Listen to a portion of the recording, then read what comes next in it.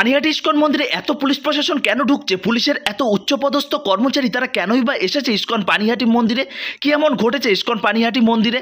চিরাদদি উৎসবের ঠিক আগের দিন এত পুলিশ প্রশাসন কেনই বা আসলেন ইস্কন পানিহাটি মন্দিরে? এটা নিয়ে অনেকেই হয়তো আপনারা বিভ্রান্ত হচ্ছেন। বিভ্রান্ত না হয়ে সম্পূর্ণ ভিডিওটা দর্শন করুন, তাহলে বুঝতে পারবেন কেন এত পুলিশ প্রশাসন এসেছে ইস্কন পানিহাটি মন্দিরে। প্রিয় বন্ধুরা, আপনারা প্রত্যেকেই জানেন 2025 পানিহাটি এই ইস্কন মন্দিরে চিরাদদি মহোৎসব উপলক্ষে মহা জাঁকজমকপূর্ণভাবে অনুষ্ঠান হতে চলেছে। আর বিগত 4 দিন ধরে চলছে বিশাল অনুষ্ঠান, কখনো গঙ্গা সাফারি, কখনো ফুড ফেস্টিভ্যাল, কখনো শ্রবণ উৎসব, আর কখনো বা কীর্তন মেলা। আর সবশেষে আগামীকাল হতে চলেছে চিরাদদি মহোৎসব। আর এবছর কিন্তু হতে চলেছে প্রচুর ভিড়ভাট্টা, জ্যাম জ্যামাট। সেটা তো আপনারা জানেনই, প্রতি বছর লক্ষাধিক পুণ্যার্থী এসে উপস্থিত হন এই পানিহাটিতে। আর পানিহাটি এই জায়গাটা কিন্তু একদমই গিঞ্জি এরিয়া, যে কারণে কিন্তু প্রতি বছরই কিছু না কিছু অপ্রীতিকর ঘটনা ঘটে। আর এবছর যাতে কোনো অপ্রীতিকর ঘটনা না ঘটে সেই বিষয়ে নজর রাখবার জন্য ইস্কন পানিহাটির বিশেষ দায়িত্ব রয়েছে। আপনারা জানেন যে ইস্কন মন্দির এখানে হবার পর এখানে প্রচুর পরিমাণে ভক্তরা, বিদেশি ভক্তরা তারা কিন্তু এখানে আসে। আমি এটা বলছি না এর আগে ভক্তরা আসতো না, এখানে যুগ যুগ ধরে হয়ে আসছে এই দণ্ড মহোৎসব। প্রতি বছরই কিন্তু এখানে মহা জাঁকজমকপূর্ণভাবে উদযাপন হয়। আর 2025 এবছরও ব্যতিক্রম হচ্ছে না, এবছরও কিন্তু মহা জাঁকজমকপূর্ণভাবে অনুষ্ঠান হতে চলেছে। আর কিন্তু আগামীকাল কিন্তু উৎসব। আর আজ থেকেই দেখতে পাচ্ছেন ভিড়ের পরিমাণটা, পুলিশ প্রশাসন পুরোপুরিভাবে হিমশিম খেয়ে যায় প্রতি বছর। বিগত 2-3 বছর আগে এখানে কিন্তু একটা অপ্রীতিকর ঘটনা ঘটেছে। প্রায় 4 থেকে 5 জন মানুষ কিন্তু মারা গেছিল এই পানিহাটি উৎসবে এসে পায়ের তলায় পদপিষ্ট হয়ে। তো তেমন কোনো ঘটনা যাতে না ঘটে সে কারণে কিন্তু পুলিশ প্রশাসন ইস্কন মন্দিরের যে ম্যানেজমেন্ট রয়েছে তাদের সঙ্গে কথা বলতে কিন্তু এসেছিলেন, এছাড়া আর কোনো কারণ নয়। আপনারা এটা নিয়ে কখনোই বিভ্রান্ত সৃষ্টি করবেন না। প্রিয় বন্ধুরা, আপনারা জানেন যে ইস্কন পানিহাটি প্রত্যেক ভক্তদের জন্য প্রসাদের সুন্দর ব্যবস্থা করে থাকেন সম্পূর্ণ বিনামূল্যে। এর জন্য আপনাকে কোনো রকম কোনো অর্থ দিতে হবে না। তবে আপনাদের কাছে বিনম্র অনুরোধ, আপনারা যখন এই ইস্কন মন্দিরে ঢুকবেন ডিসিপ্লিন সহকারে ঢুকবেন, কেননা জায়গাটা খুবই কম, ইস্কন মন্দিরের জায়গাটা কিন্তু একদমই কম, যে কারণে আপনারা এখানকার পুলিশ প্রশাসন এবং আমাদের ইস্কন মন্দিরের যে ম্যানেজমেন্ট রয়েছে তাদের প্রত্যেকের কথা আপনারা কিন্তু শুনে চলবেন, না হলে কিন্তু প্রবলেম হতে পারে।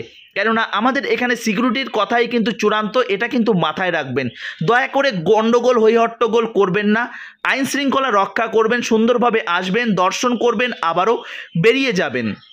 কেন বলুন তো? আপনি দর্শন করুন এবং অপরকে দর্শন করার সুযোগ করে দিন। প্রিয় বন্ধুরা, এই ইস্কন মন্দিরের ঠিক আগেই রয়েছে দণ্ডতলা, সেই স্থানে কিন্তু নিত্যানন্দ প্রভু রঘুনাথকে দণ্ড দিয়েছিলেন। আর ঠিক তারপরেই রয়েছে ইস্কন মন্দির, এবং ইস্কন মন্দির থেকে বেরিয়ে আপনারা চলে যেতে পারেন সেই রাঘব ভবন। চৈতন্য মহাপ্রভু সেখানে সর্বদা বিরাজমান করেন। চৈতন্য মহাপ্রভু যে 4টি স্থানে বিরাজমান করেন তার মধ্যে অন্যতম হচ্ছে এই রাঘব ভবন। সেই রাঘব ভবন দর্শন করবেন। প্রিয় বন্ধুরা, কেমনভাবে আসবেন কি বিস্তারিত তথ্য ভিডিওর মধ্যে আমি উল্লেখ করব, আপনাদের বুঝতে কোনো রকম কোনো অসুবিধা হবে না। ভিডিওটি মনোযোগ সহকারে দেখার আমন্ত্রণ রইল।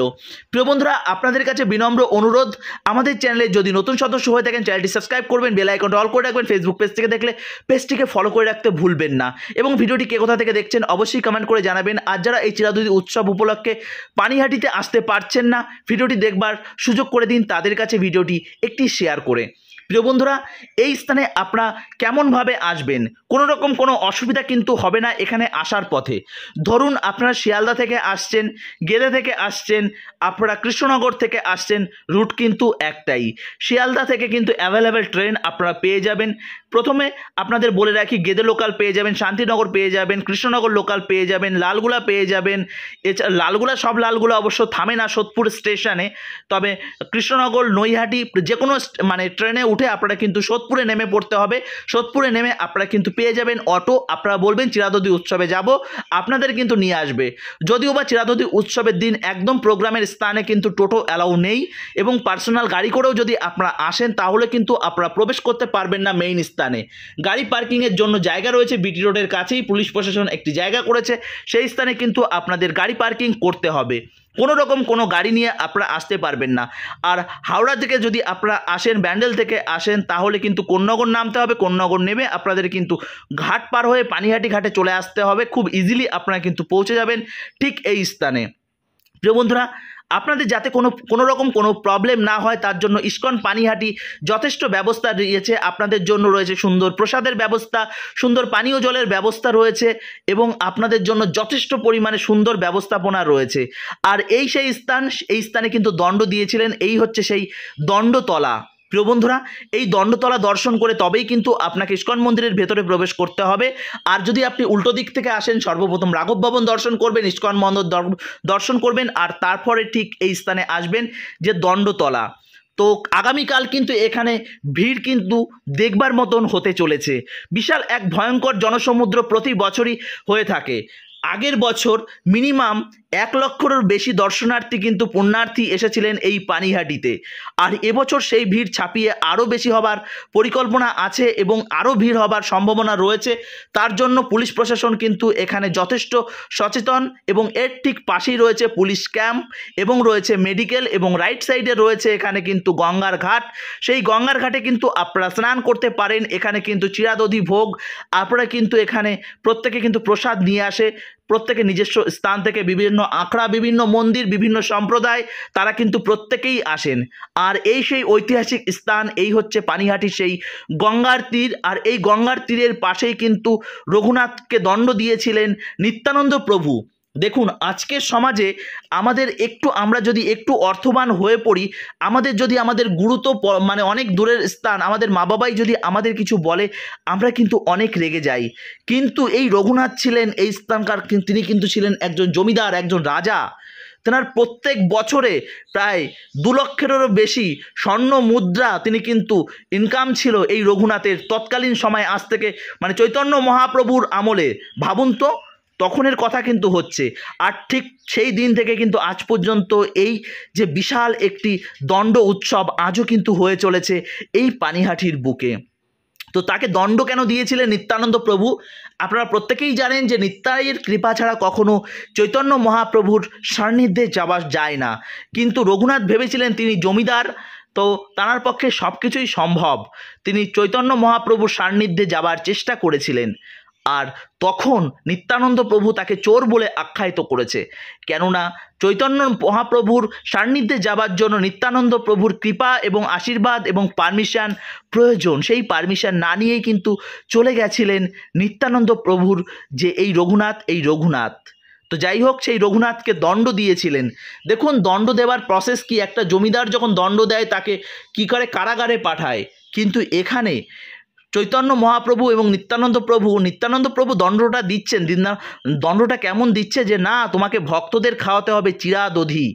তো এই সেই বিশেষ তিথি, এই চিরাদধির মহা উৎসব পাণ্ডবা নির্জলা একাদশীর ঠিক পরে এই উৎসবটি হয়ে থাকে। ত্রয়োদশীর দিন কিন্তু এই উৎসবটি হয়ে থাকে। এটা কিন্তু মানে কি বলবো, খুবই গুরুত্বপূর্ণ একটি উৎসব আমাদের প্রত্যেকের কাছে। তার জন্য একবার হলেও আমাদের প্রত্যেকেরই আসা উচিত এই পানিহাটিতে। পানিহাটি একটি ধাম। এই স্থানে নিত্যানন্দ প্রভু চৈতন্য মহাপ্রভু তিনি কিন্তু সদা বিরাজমান করেন এবং সর্বদা তিনি কিন্তু এই স্থানে থাকেন। তো তার জন্য আপনারা প্রত্যেকে আসুন, একে অপরকে সহযোগিতা করুন, ঠেলাঠেলি হই হট্টগোল করবেন না। প্রত্যেকের সঙ্গে একটু সহযোগিতার হাত বাড়িয়ে দিন। অনেক বয়স্ক মায়েরা আসেন, বয়স্ক প্রভুরা আসেন, তাদের বলবো, এবং আপনারা যদি পারেন, প্রচণ্ড গরম পড়ছে, অ্যাভয়েড করে চলুন। কিন্তু কি বলুন তো, এই উৎসবটা পেরিয়ে যান, আপনারা আসুন, দর্শন করুন। দেখুন, দর্শন করবার জন্য আপনারা অনেক সময় পেয়েছেন যুবক বয়সে, তখন যখন আসেননি, এই বৃদ্ধ বয়সে আর এসে অনুষ্ঠানের বদনাম করে কোনো নাম নেই। কেন বলুন তো, আপনারা যখন আসবেন প্রচণ্ড ভিড়ের মধ্যে আপনাদের শারীরিক অসুস্থতা এখন প্রত্যেকেরই, কারণ এখন ম্যাক্সিমাম মানুষ সুগার পেশেন্ট, ম্যাক্সিমাম মানুষ হার্টের প্রবলেম। এই গরমের মধ্যে অপ্রীতিকর ঘটনা ঘটলে তখন কিন্তু বদনাম হয়। এখানে যারা আছেন যে সমস্ত সংস্থা, তাদেরই বদনাম হয়। তো এই বিষয়টা আপনারা একটু নজরে রাখবেন।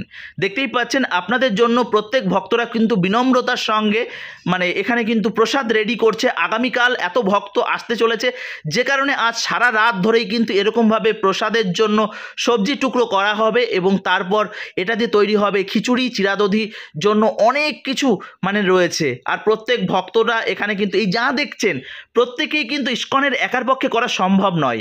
আপনাদের প্রত্যেকের অনুদানের জন্যই কিন্তু আজ এই উৎসব ইসকন কর্তৃপক্ষ করতে পারছে। তার জন্য আপনাদের অনুদান সত্যি ভীষণ গুরুত্বপূর্ণ এবং ভীষণ জরুরি। আর আপনারা যারা অনুদান করেছেন তাদেরকে অসংখ্য ধন্যবাদ। আপনারা এই বৃহৎ কর্মকাণ্ডের সঙ্গে আপনারা যুক্ত হতে পেরেছেন। তো প্রিয় বন্ধুরা, বুঝতেই পারলেন এই পানিহাটি চিরাদধি উৎসব শুধুমাত্র ইস্কন সংস্থা, গৌড়ীয় বৈষ্ণব সংস্থা বা এই রাঘব ভবনের জন্য নয়, এটা প্রত্যেকের জন্য, আপনাদের সকলের জন্য এই উৎসব হয়ে থাকে।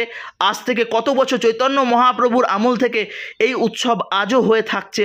আর ভাবুন তো, আর আমরা ছোট্ট একটি অনুষ্ঠান করতে গিয়ে আমরা হিমশিম খেয়ে যাই। সত্যি ভগবানের কৃপা, নিত্যানন্দ প্রভুর কৃপা, চৈতন্য মহাপ্রভুর কৃপা ছাড়া এই উৎসব করা কখনোই সম্ভব নয়। তবে আপনাদের বলে রাখছি, যখন আপনারা আসবেন দয়া করে আপনাদের বাচ্চাদের নিয়ে আসলে বাচ্চাদের পকেটে আপনার ফোন নাম্বার, গুরুত্বপূর্ণ আপনার বাড়ির ঠিকানা অবশ্যই লিখে রাখবেন। আর সঙ্গে কিন্তু ওআরএস এবং জলের বোতল অবশ্যই রাখবেন, না হলে কিন্তু বুঝতেই পারছেন প্রচণ্ড গরমের মধ্যে আপনি অসুস্থ হয়ে পড়বেন। কেন বলুন তো, এত পরিমাণে গরম পড়ছে, সেটা আপনাদের আর ভাষায় প্রকাশ করার আমার প্রয়োজন নেই, কেননা আপনারা নিজেরাও সেটা উপলব্ধি করতে পারছেন। আজকের দিনে ইস্কন মন্দির এবং এই আশেপাশে কতটা ভিড় দেখতে পেলেন। আগামীকাল এই ভিড়ের পরিমাণ আজকে 10%ও নেই। আগামীকাল ভাবুন তো 100%ই পূর্ণ থাকবে। এই ইস্কন মন্দির আসবেন, দর্শন করবেন, প্রসাদ পাবেন এবং আবার সুস্থভাবে বাড়ি ফিরে যাবেন। প্রিয় বন্ধুরা, ভালো থাকুন, সুস্থ থাকুন, আর এইভাবে মায়াপুর ব্লগের সঙ্গে জুড়ে থাকুন। মায়াপুর ব্লগ শুধুমাত্র মায়াপুর নয়, ভারতবর্ষের বিভিন্ন ধর্মীয় স্থানের সুন্দর সুন্দর আপডেট সবার আগে আপনাদের সামনে তুলে ধরবার চেষ্টা করে। হরে কৃষ্ণা, জয় শ্রীলা প্রভুপাদ, জয় পানিহাটি ধাম কি জয়, নিত্যানন্দ প্রভু কি জয়, চৈতন্য মহাপ্রভু কি জয়।